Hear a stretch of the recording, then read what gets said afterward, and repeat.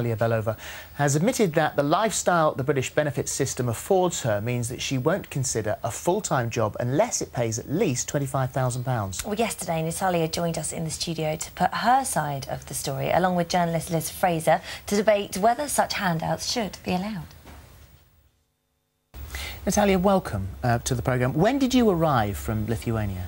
In 2005. And did you come to a job? Yes, I did have a job here already, offered. And then what led you to going on benefits then? Well, I became pregnant, and at the time I was redundant just at the time I was pregnant. So my friend advised me that I can go to job centre and ask about the benefits which I might be entitled to. Well, the benefit system is there for people who find their circumstances require them. Everybody watching would understand that. So were you surprised by how much you could get? When I went to job centre and applied for the housing benefit, council tax benefit, they were available for me. Sure, I was looking for jobs still when I was pregnant, but unsuccessfully. Nobody was taking me on board. Because I was happy to go to work even when I was pregnant. Well, this is something that we didn't see in the newspaper. That wasn't the report that was in the newspaper, that's for sure, because they listed your housing benefit £183 a week, the child tax credit was £56, the child benefit was £20, the council tax was £20, and that's what we sort of saw. What we didn't see. £125 is my earnings per week at my job. So something that is an addition to the story that we've read is the fact that you also have this part-time job. And is that what is paying for the pictures of the holidays that we've seen in the newspaper? You're better off staying in part-time work than actually going out and getting a full-time job and coming off benefits, aren't you? It seemed that working a part-time and being on benefits is being worthwhile rather than being on full-time job which pays you less, and then you have to spend on travelling, then childcare, and then in reality is that you earn £1 an hour after all that, and you will be struggling and paying your rent and bills. And it was the job centre that helped you to work that out, did they? Yes, when I get a job offer, I go to the job centre and ask them to work out. So that's sort of money, in money's sake, that you're better off in that way. As a person and as somebody who may want to go to work, that may want to feel better about themselves, that may want to set a good example to their child, for example, are you better off in that way by being on benefits? Well, of course I want to go up my career.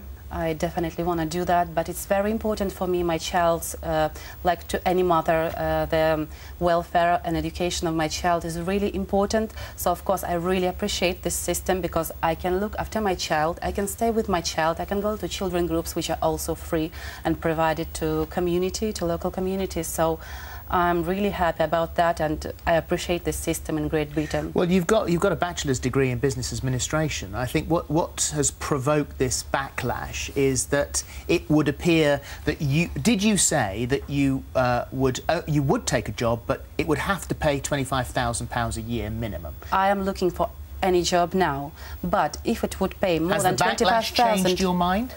No, it's just £25,000 will make me earning on what I'm really now with benefits. Because if I get less, as I explained, this would make me earn £1, £2. That still remains the minimum, £25,000. Yes. Liz, you say that this is actually the system that leaves us with this moral dilemma, actually. It is. I mean, it's a fascinating case because what we have here is somebody, you're intelligent, you're educated, you're articulate, you want to raise your child as best as you can, and in this country, you can do that. We are paying for you to do that. And so, excuse me, there's one argument which says that's immoral, you shouldn't be doing this, you're living off the state. But there is a very important point, which is that, as you say, this exists. This is a fault in the system, if you like. You're not doing anything wrong. Absolutely right. There's nothing illegal about what you're doing. And so I think we do need to stop and ask, is the benefit system just not quite organised properly? Because there are people right now who can't afford to live, they can't afford to eat, they are looking for work. And so for them, I just think it must be very difficult to look at cases like your case. I'm afraid I have to say, it's the racist elephant in the room. And someone's got to say, and I will say, a lot of those people say, I have all of those things, I do all those things, and I was born here. Yes, I was just about to come to that, actually, Philip, and it's very important, because for me it makes I mean this in the nicest possible way, it makes no difference to me actually where you come from. So it's not to do with saying, oh, you're not even from this country, because you've worked for 5 years and you've paid your taxes. So I have no problem with that, and I would jump very strongly on people who throw that card in. We are part of the EU, and we have always, historically, we have always been a country that welcomes people from abroad, people who contribute to society. So that's not the issue, and there are just as many UK citizens, people born here always from British families, who are doing a very similar thing. What we have to do now is we have to ask why the system allows this.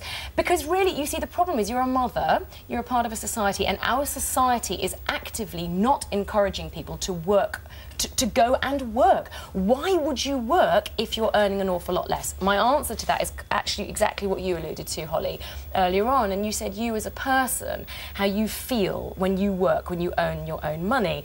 My family always brought me up to earn, to work for myself, to earn my own money. My parents do not and have never helped me financially sort of out of education.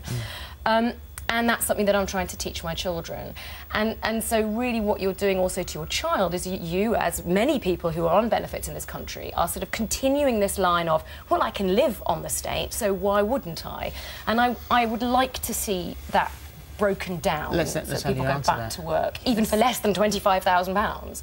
My message to the people that there are benefits available to support low families with families with a low income first. But my message to government is, it's not cutting off benefits. It's better to look at the job market and see if qualified people get the right job, right pay for their job, because this is important. I invested a lot of money and time to studies where I end up with a bachelor's degree and 6 languages, and I have a lot of experience where I could involve this to my future job. I want the real job, yes, where I can apply my education, where I can just where the job will be just real and where I can apply my education. Yes, but you're not unique. I have a degree, I go only 3 languages fluently, you know, but I have a degree and all this stuff, and so have so many people watching now, so many people who are unemployed, have worked very, very hard. And so I think the sting in this story that people are really finding it hard to swallow, if you can find it hard to swallow a sting, is that, you know, you are saying, oh, well, I'm worth more than that. People in this country are worth much more than they're earning. I'm not saying it's very important to help your self-esteem on the level you are educated to. Yes, I appreciate all jobs, from cleaner to everything, but I was educated to do this job. I can work in marketing and human resources, accountancy, so this is my profile. And let me ask you now, because I think we've covered that point. Let me ask you whether you have been surprised or hurt by the backlash that there's been. Yes, a little bit I was. I think people might get my message wrong. I just wanted to share with families with low income that you still can live a normal life. Yes, you can allow some nice holidays, because everybody who works is entitled for holiday. There's a point about self-esteem and pride as well, which I think is really important to mention. You know, when you work, I would work in fact, 2 days ago, I volunteered to work for nothing in a cafe because they were short-staffed. Do you know what I mean? Nothing's below me. I don't feel that, oh, with my Cambridge education and blah, blah, blah, I'll work in anywhere. Do you know what I mean? Because it's a job. It's get up, get out there, work, and feel worth something. And that's something I need to pass on to my children. Well, that they will feel proud to get up and do a job, however much they earn for it. We have to leave that there, ladies. Thank you both very much indeed for Thank you very much. Thank you, and good luck finding a job. Thank you. Yes. Thank you. Thank you.